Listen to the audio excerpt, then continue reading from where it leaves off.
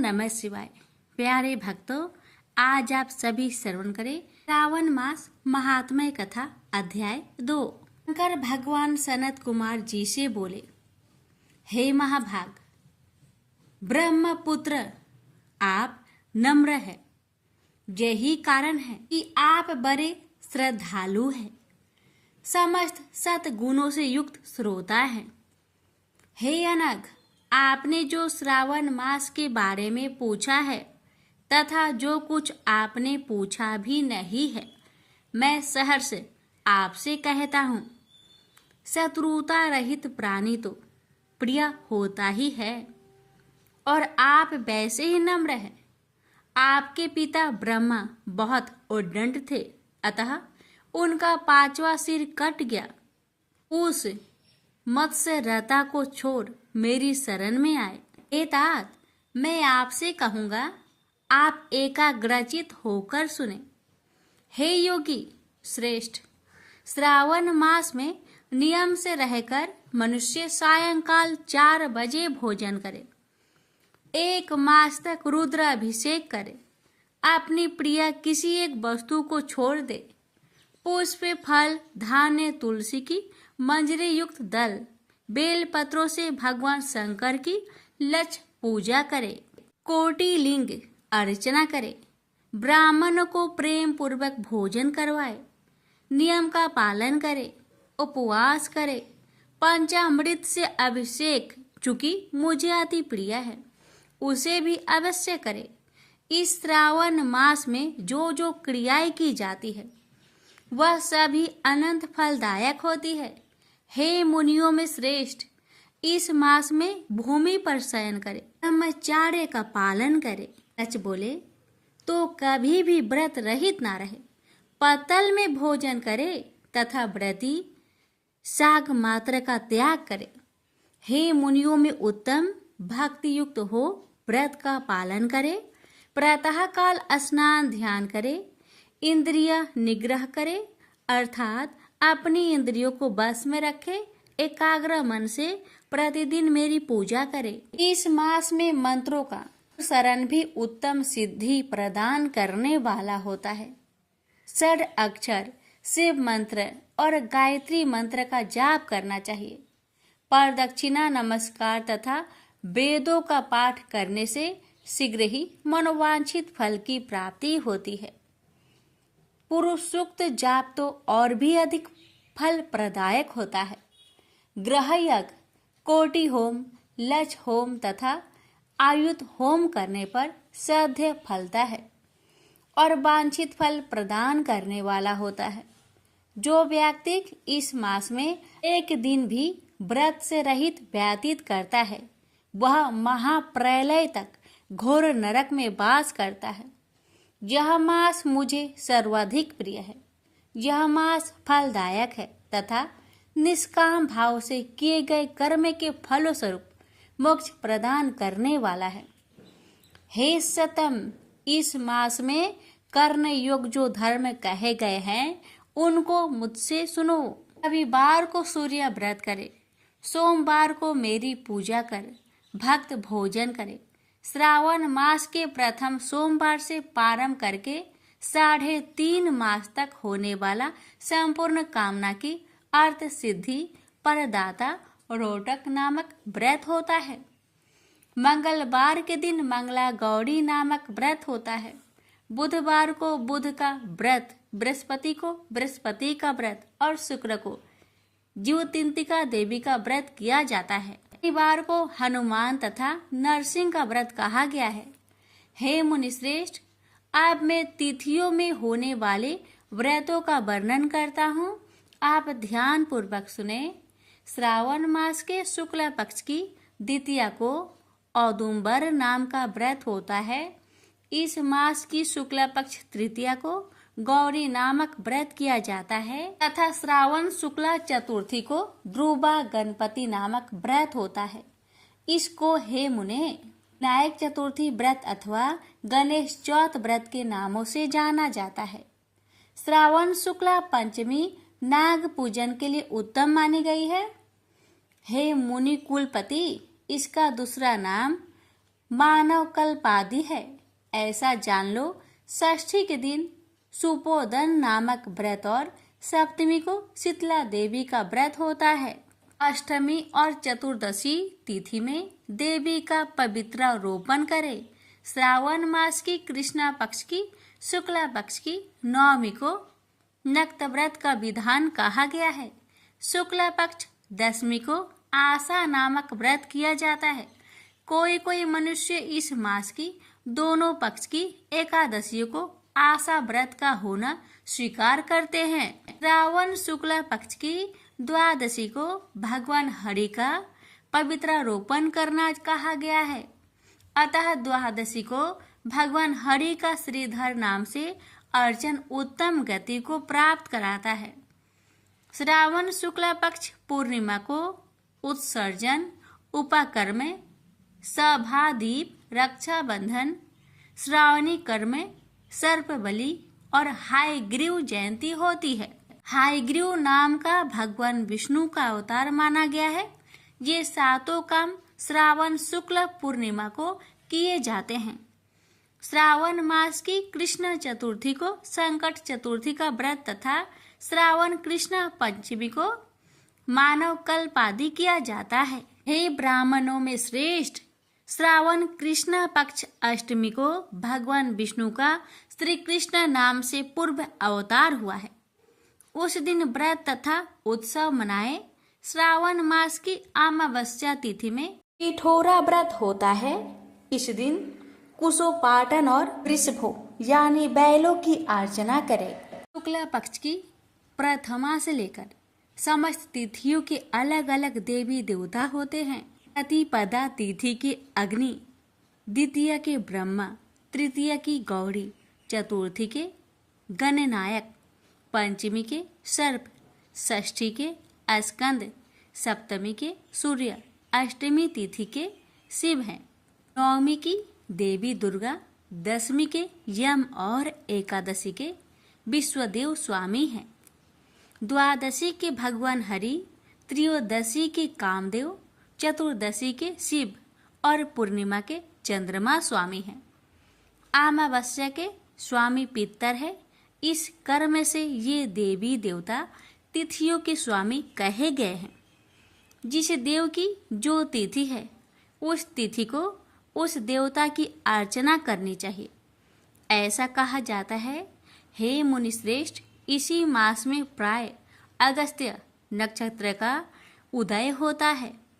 मैं उस समय का वर्णन करता हूँ, आप एकाग्रचित होकर सुनिए। सिंह राशि पर सूर्य के संक्रमण दिन से 12 अंश 40 घटी बीत जाने पर अगस्त्य ऋषि का उदय होता है। अगस्त्य ऋषि के लिए 7 दिन पूर्व से ही अर्घ्य दे। 12 मास में सूर्य नारायण अलग अलग नाम से तपते रहते हैं। श्रावण मास में गभरिष्ठ नाम से तपते हैं। सूर्य भगवान का पूजन इस मास में भक्ति से तत्पर होकर करना चाहिए। श्रावण मास में साग का त्याग, भाद्रपद में दही, आश्विन मास में दूध और कार्तिक मास में दाल का त्याग करें। यह संपूर्ण विधान करने में यदि समर्थ न हो तो श्रावण मास में इन वस्तुओं का त्याग करने से सभी मनोवांछित फलों की प्राप्ति होती है। हे मान्य सज्जन ब्राह्मण, यह आपसे मैंने अति संक्षेप में उपदेश दिया है। हे मुनि श्रेष्ठ, इस श्रावण मास में होने वाले व्रत और धर्मों का सविस्तार रूप से वर्णन कोई 100 वर्ष में भी करने में समर्थ नहीं है। भक्त मेरे प्रियर्थ अथवा भगवान हरि के प्रियर्थ संपूर्ण व्रतों का पालन करें। परामर्थ रूप से विचार करने पर आप मुझ में तथा हरि में कुछ भी भेद नहीं पाएंगे।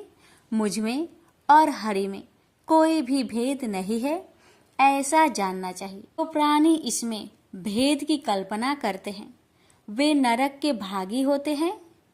हे सनत कुमार, इसलिए आप श्रावण मास में धर्म पालन करें। प्रेम से बोलिए हर हर महादेव। शिव महापुराण की कथा। मानव उत्पत्ति तथा ईश्वर का ब्रह्मादिकों पर अनुग्रह। श्री नंदकेश्वर बोले, उस समय जो महादेव जी को ब्रह्मा जी पर क्रोध आया तो उन्होंने अपनी भोग के मध्य से भैरव नामक एक अद्भुत पुरुष को प्रकट कर दिया, जिसने नमस्कार कर उनकी आज्ञा मांगी। शिव जी ने आज्ञा दी, तुम अपनी लपलपाती तलवार से ब्रह्मा की पूजा करो। यह आज्ञा पाते ही श्री भैरव जी ने ब्रह्मा जी के केश जा पकड़े। ब्रह्मा थर थर कांपने लगे। भैरव जी ने शीघ्र ही ब्रह्मा का मिथ्याभासी 5वां सिर काट लिया। फिर इन्होंने उनके और सिरों को भी काट लेना चाहा। ब्रह्मा जी भैरव के चरणों में गिर गए। यह देख विष्णु जी ने अश्रु त्यागते हुए बालकों के समान शिव जी के चरणों का आश्रय लिया और हाथ जोड़कर यह प्रार्थना की, आरंभ में भी आप ही ने कृपा कर इन्हें 5 सिर प्रदान किया था, अतः इन्हें क्षमा कर प्रसन्न हो जाइए। शिव जी अपने गणों के मध्य जा प्रकटे। उन्होंने भैरव को मना कर दिया। फिर एक सिर कटे ब्रह्मा से बोले, उन्हें अपनी प्रतिष्ठा और ईश्वरत्व के लिए छल किया, अतः अब तुम सत्कार स्थान और उत्सव से विहीन किए जाते हो। ब्रह्मा जी शिव जी को हे स्वामी, हे भरत कहकर अपना 5वां सिर मांगने लगे। ईश्वर ने कहा, राजकथा के भय से मैं विश्व स्थिति को बिगड़ने ना दूंगा। हे पुत्र, जो अपराधी है उन्हें तुम दंड दो, लोक मर्यादा का पालन करो। मैं तुम्हें वर देता हूँ कि अब आज से तुम गणों के आचार्य हुए, ही तुम्हारा सत्कार होगा। कोई भी यज्ञ तुम्हारे बिना पूर्ण न होगा। ब्रह्मा जी से ऐसा कहकर ईश्वर उस केतकी के पुष्प से बोले, रे मिथ्याभासी केतक दुष्ट, तू भाग जा, तू मेरी पूजा के योग्य नहीं है। शिव जी के गणों ने उसे दूर भगा दिया। केतक शिव जी की प्रार्थना करने लगा और उसने कहा कि हे नाथ, कुछ तो सुफल कीजिए, मेरे पापों को दूर कीजिए, भला आपकी कृपा से क्या दुर्लभ है। शिव जी ने कहा, मेरा वचन मिथ्या नहीं होता। हम तो तुम्हें नहीं स्वीकार करेंगे, परंतु तू मेरे भक्तों की योग है और इस प्रकार तेरा भी जन्म सफल होगा। जहाँ मेरी मंडप रचना होगी उसका सिर मोर तू ही होगा। ईश्वर केतक ब्रह्मा और विष्णु पर कृपा कर देवताओं में आए। देवताओं ने उनकी यथोचित पूजा की। शिव जी अपनी शोभित सभा में जा बैठे। नंदकेश्वर बोले, हे सनत कुमार, अब ब्रह्मा विष्णु हाथ जोड़े हुए शिव के अगल बगल में जा बैठे। फिर उठकर पुरुष वस्तुओं से कृतिक पुरुषवाचक जैसे हार, नूपुर, केयूर, किरट, मणिकुंडल, यज्ञ सूत्र, उत्तरीय वस्त्र, माला, रेशमी वस्त्र, तांबुल, कपूर, चंदन, अगर लेपन, सुगंधित द्रव, सुगंध आदि, धूप दीप, श्वेत छत्र, व्यंजन, ध्वजा, चमर और मन से अतीत वाणी द्वारा तथा और भी बहुत सी दिव्य वस्तुओं द्वारा उपहार प्रस्तुत कर ब्रह्मा और विष्णु ने शिव जी की पूजा की। शिव जी ने उन चढ़ाई हुई वस्तुओं को उठाकर सब में वितरित कर दिया, परंपरा की रक्षा की।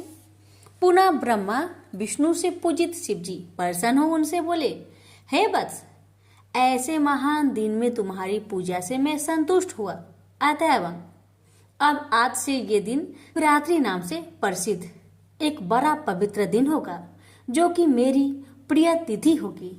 इस शिवरात्रि के दिन जो मेरे लिंग बैर शिव की पिंडकी की पूजा करेगा वह सृष्टि विधायक तक होगा।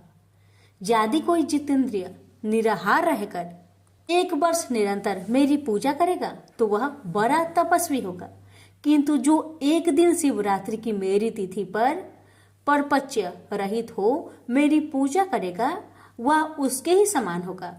क्योंकि जैसे चंद्र दर्शन से समुद्र उमड़ता है, वैसे ही यह दिन भी मेरी भक्ति को उभारने वाला है। मेरा स्तंभ जो पहले प्रकट हुआ लिंग रूप आद्रा नक्षत्र है।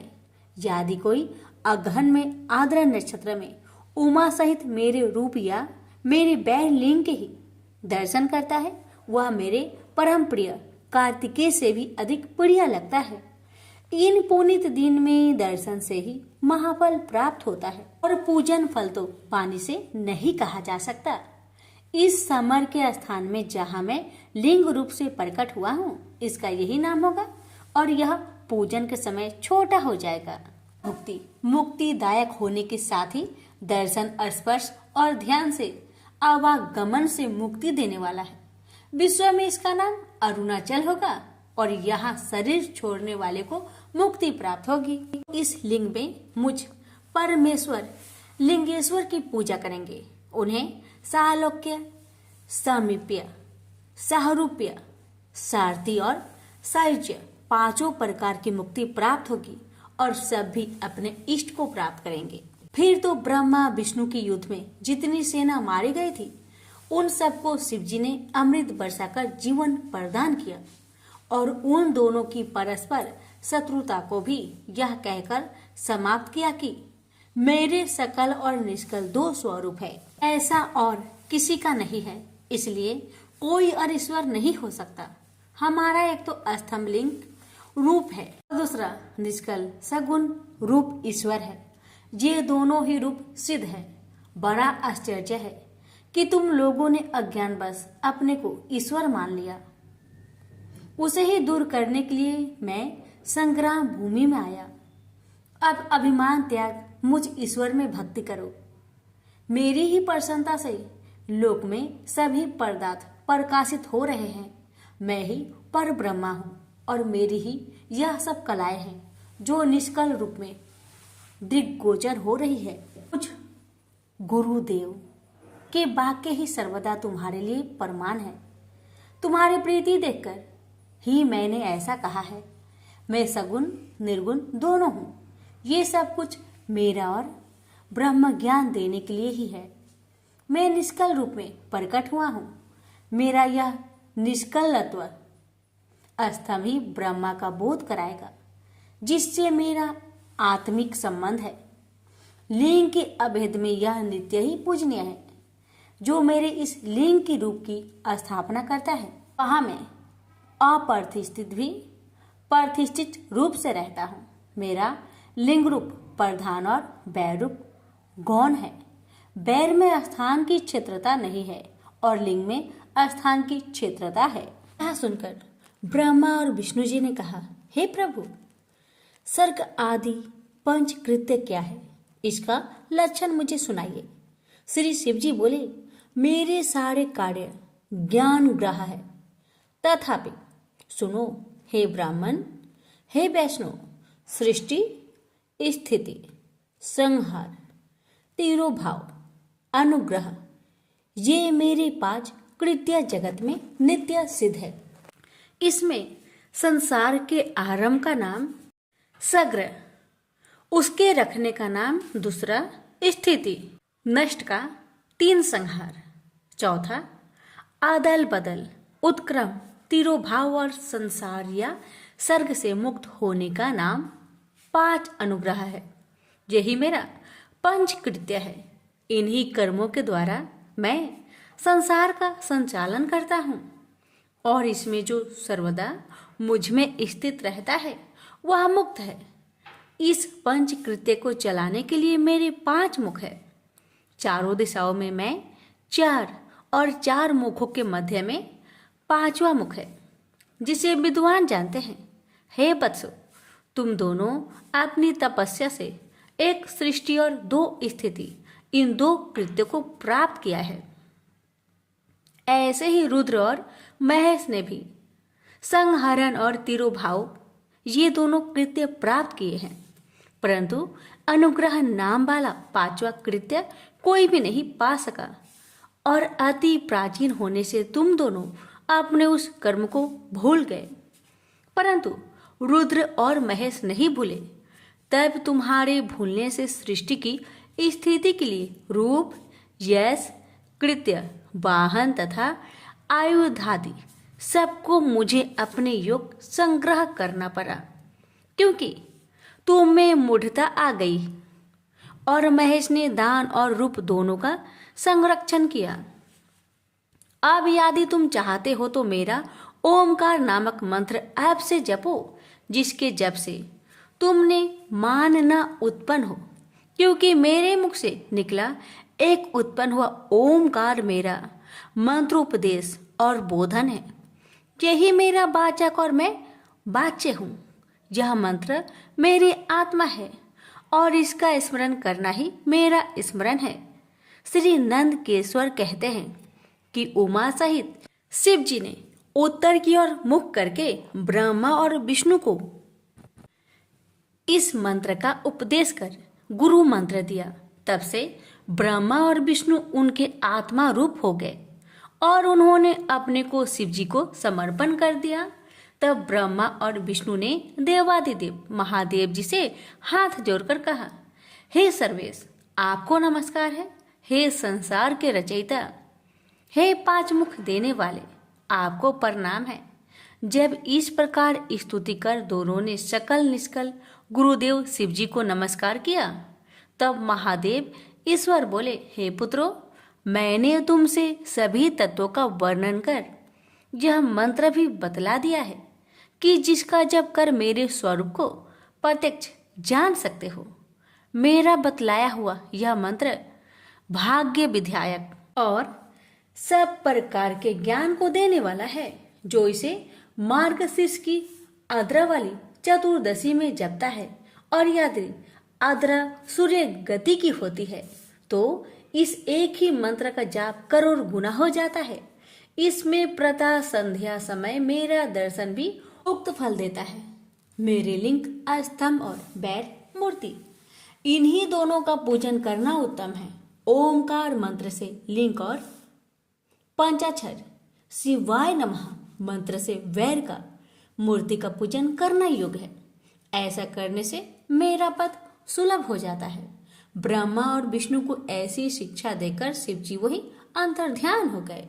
अब सुनेंगे शिवलिंग स्थापन।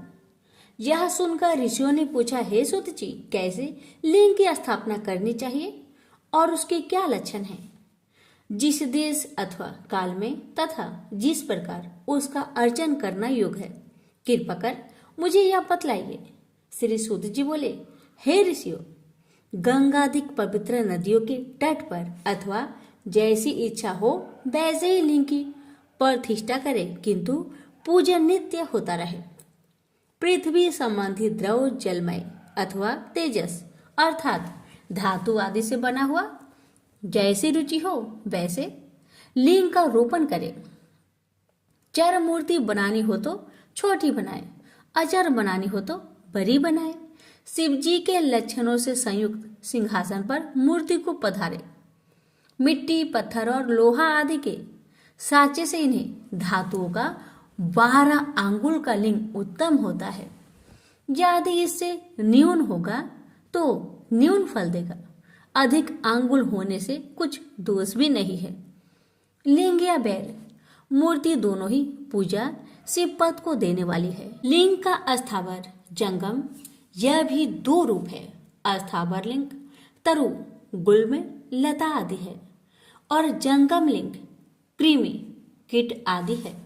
विद्वान जन अस्थावर जंगम में इन्हीं को संभाल कर इनमें सुखपूर्वक अनुराग रखते एवं इस प्रकार की शिव पूजा करते हैं। तथा कोई भक्त श्री शिव जी की गोद में श्री उमा यानी पार्वती जी को बैठाकर उन भगवान की पूजा करते हैं और इस प्रकार के महालिंग की स्थापना कर उनको अनेक प्रकार से पूजते हैं। गुरु से जानकर स्नान, वस्त्र, गंध, पुष्प, धूप, दीप, तांबूल, नैवेद्य, अर्घ्य, तर्पण और नमस्कार आदि करें। इससे शिव पद की प्राप्ति होती है।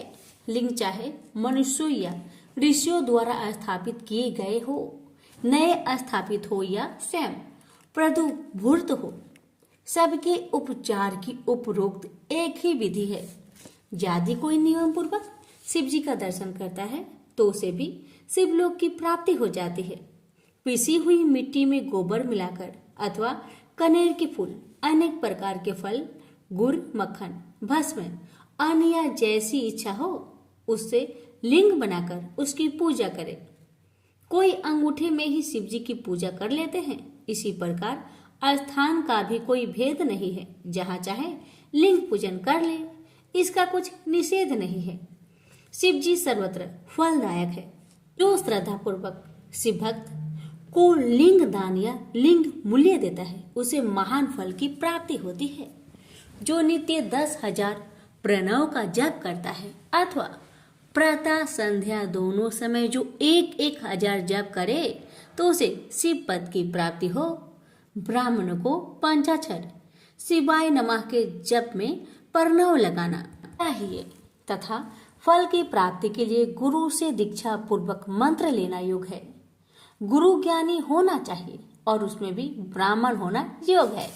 ब्राह्मण को नमः शब्द पहले बोलना या लगाना चाहिए। अन्य वर्ण मंत्रों में नमः शब्द कहे। स्त्रियां यथा विधि अंत में नमः शब्द लगाए। ब्राह्मण की स्त्री नमः पहले लगाए। जो इस प्रकार 5 करोड़ मंत्र जपे वह सदा शिव के समान हो जाए। 1, 2, 3, 4 करोड़ जपे तो ब्रह्मादिकों का पद पाए।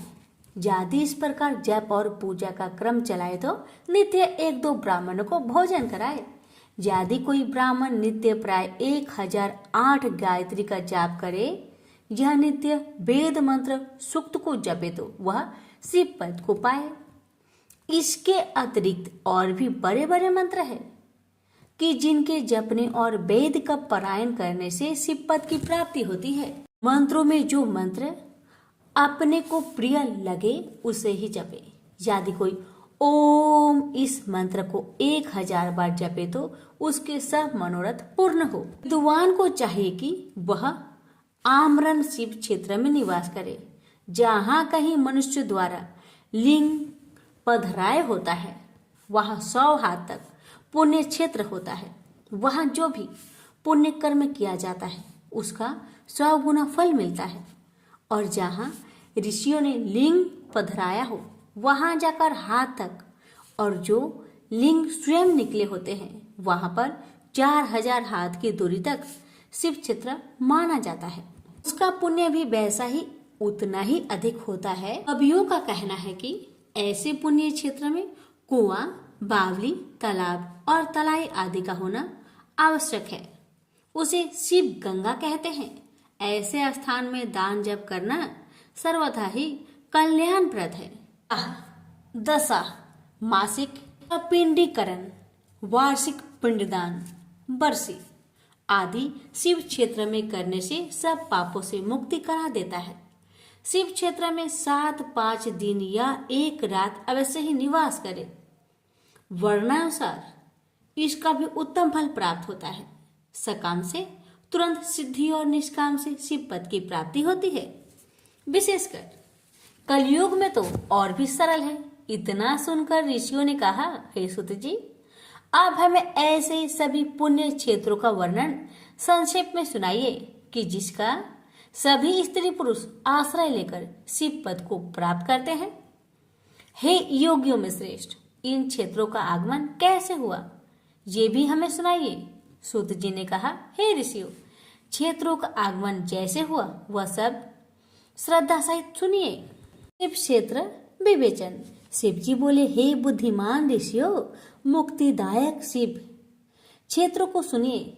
गहन वनों और पर्वतों से युक्त इस भूमि का 50 करोड़ एक ऐसा विस्तार है कि जिस पर इस विस्तृत जगत में इसके निवासियों के कल्याणार्थ जहां तहां श्री शंभु भगवान ने कृपा कर अपने क्षेत्रों की कल्पना की है। इसके अतिरिक्त ऋषियों और देवताओं के ग्रहण और परिग्रहण से लोकार्थ स्वयं भी प्रकट हुए अनेक ऐसे क्षेत्र हैं कि जिनमें सर्वदा स्नान, दान और जप आदि करना योग है और न करने से दुख, दरिद्र तथा गूंगेपन का विकार मनुष्य को घेर लेता है। अहो, ऐसे भारतवर्ष में प्राण विसर्जन करने वाला मनुष्य ब्रह्मलोक को प्राप्त कर पुनः मनुष्य योनि को प्राप्त करता है।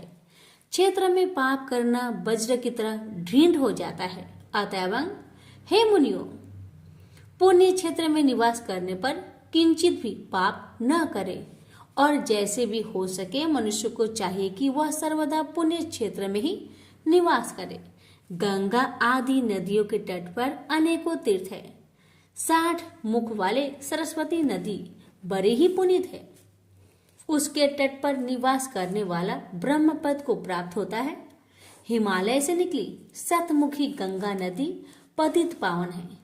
उसके तट पर वास करे अथवा काशी आदि अनेक पुण्य क्षेत्र है कि जिनमें जाकर बसे। सोनभद्र के तट पर बसे, उसमें स्नान करने और वहां व्रत करने से गणेश पद प्राप्त होता है।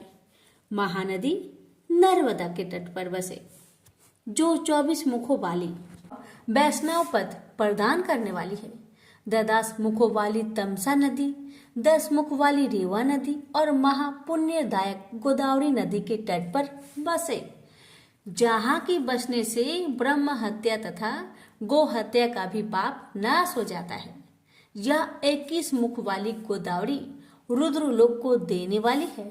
इनके अतिरिक्त 18 मुख वाली कृष्णवेणी नदी विष्णु लोकदायक, 10 मुखी तुंगभद्रा ब्रह्म लोकदायक और स्वर्णमुखी नदी जो 9 मुखों वाली है और जो ब्रह्मलोक से च्युत हुए प्राणियों को अपने तट पर जन्म देती है, तथा सरस्वती, पंपा, जन्य, श्वेत नदी, महापुण्य कावेरी जिसके 27 मुख है। ये सभी पुण्यदा सुप्रद और स्वर्गदायक है तथा इनके तट ब्रह्मा और विष्णु पद को देने वाले हैं। ये सभी पुण्य क्षेत्र शिवलोकदायक और शिव संबंधी अभिष्ट फलदायक है।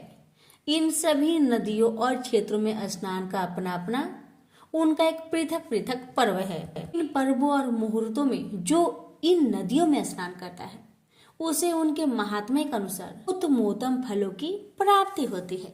यदि सदाचार, सद्वृत्ति और सद्भावना से बुद्धिमान पुरुष इन नदियों के तट पर निवास करता है तो उसे अनेक प्रकार की रिद्धि सिद्धि प्राप्त होती है। किंतु ऐसे पुण्य क्षेत्रों में थोड़ा भी किया हुआ पाप मनुष्य के बड़े से बड़े पुण्यों का नाश कर देता है, और जब उतने ही समय तक उसके लिए प्रायश्चित करे तब वह क्षय हो जाता है, क्योंकि पुण्य ही ऐश्वर्य को देने वाला है। कायिक वाचिक पाप तो शीघ्र नष्ट भी हो जाते हैं, परंतु मानसिक पाप वज्र लेप के समान होता है, जो कल्प कल्पांतर तक नहीं छूटता और वह केवल ध्यान से ही छूटता है। जब ध्यान और तप से सब शरीर को सुखावे तब कहीं उनसे छुटकारा प्राप्त होवे। पुण्य पाप के 3 चक्कर है, बीज, वृद्धि और भोग। ज्ञान द्वारा इन तीनों को घटाया बढ़ाया जा सकता है, परंतु इस प्रकार के प्रयत्न की आवश्यकता ही क्या है। न पाप करेगा न उसको समन करने का यत्न करना होगा। अतएव जगत में निष्पाप जीवन ही उचित है और मनुष्य को सच्चा सुख तभी प्राप्त होता है। प्रेम से बोलिए सियावर रामचंद्र की जय, पवन पुत्र हनुमान की जय। प्यारे भक्तगणों, आज के वीडियो में आप सभी श्रवण करेंगे मंगल हनुमान जी की पावन कथा को पूरा सुनिए और दूसरे भक्तों के पास भी शेयर कीजिए। कमेंट बॉक्स में जय श्री राम अवश्य लिखे। आप सभी की मनोकामना भगवान पूर्ण करे।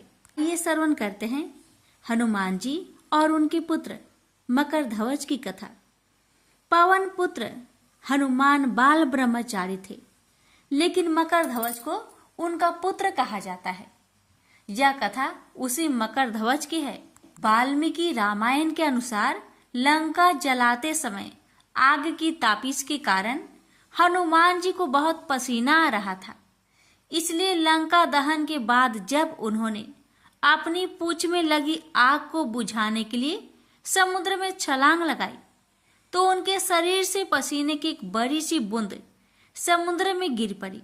उस समय एक बड़ी मछली ने भोजन समझ वह बूंद निगल ली। उसके उदर में जाकर वह बूंद एक शरीर में बदल गई। एक दिन पाताल के असुर राज अहिरावण के सेवकों ने उस मछली को पकड़ लिया। जब वे उसका पेट चीर रहे थे तो उसमें से बानर की आकृति का एक मनुष्य निकला। वे उसे अहिरावण के पास ले गए। अहिरावण ने उसे पातालपुरी का रक्षक नियुक्त कर दिया। यही बानर हनुमान पुत्र मकरध्वज के नाम से प्रसिद्ध हुआ। तब राम और रावण में युद्ध हो रहा था। तब रावण की आज्ञा अनुसार अहिरावण राम लक्ष्मण का अपहरण कर उन्हें पातालपुरी ले गया। उनके अपहरण से वानर सेना भयभीत व शोकाकुल हो गई। लेकिन विभीषण ने यह भेद हनुमान के समक्ष प्रकट कर दिया। तब राम लक्ष्मण की सहायता के लिए हनुमान जी पातालपुरी पहुंचे। तब उन्होंने पाताल के द्वार पर एक वानर को देखा तो वे आश्चर्यचकित हो गए। उन्होंने मकरध्वज से उसका परिचय पूछा। मकरध्वज अपना परिचय देते हुए बोला, मैं हनुमान पुत्र मकरध्वज हूँ और पातालपुरी का द्वारपालक हूँ। मकरध्वज की बात सुनकर हनुमान क्रोधित होकर बोले, यह तुम क्या कह रहे हो दुष्ट? मैं बाल ब्रह्मचारी हूँ, फिर भला तुम मेरे पुत्र कैसे हो सकते हो? हनुमान का परिचय पाते ही मकरध्वज उनके चरणों में गिर गया और उन्हें प्रणाम कर अपनी उत्पत्ति की कथा सुनाई। हनुमान जी ने भी मान लिया कि वह उनका ही पुत्र है, लेकिन यह कहकर कि वे अभी अपने श्री राम और लक्ष्मण को लेने आए हैं।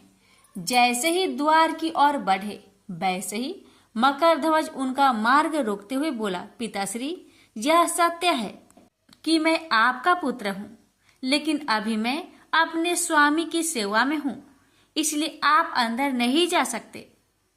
हनुमान ने मकरध्वज को अनेक प्रकार से समझाने का प्रयास किया, किंतु वह द्वार से नहीं हटा। तब दोनों में घोर युद्ध शुरू हो गया। देखते ही देखते हनुमान जी उसे अपनी पूंछ में बांधकर पाताल में प्रवेश कर गए। हनुमान सीधे देवी मंदिर में पहुंचे, जहां अहिरावण राम लक्ष्मण की बलि देने वाला था। हनुमान जी को देखकर चामुंडा देवी पाताल लोक से प्रस्थान कर गई। तब हनुमान जी देवी रूप धारण करके वहां स्थापित हो गए।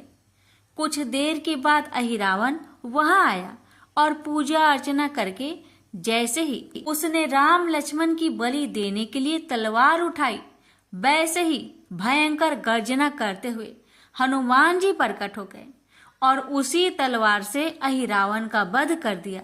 उन्होंने राम लक्ष्मण को बंधन मुक्त किया। तब श्री राम ने पूछा, हनुमान, तुम्हारी पूंछ में यह कौन बंधा है? बिल्कुल तुम्हारे ही समान लग रहा है, इसे खोल दो। हनुमान ने मकरध्वज का परिचय देकर उसे बंधन मुक्त कर दिया। मकरध्वज ने श्री राम के समक्ष सिर झुका लिया।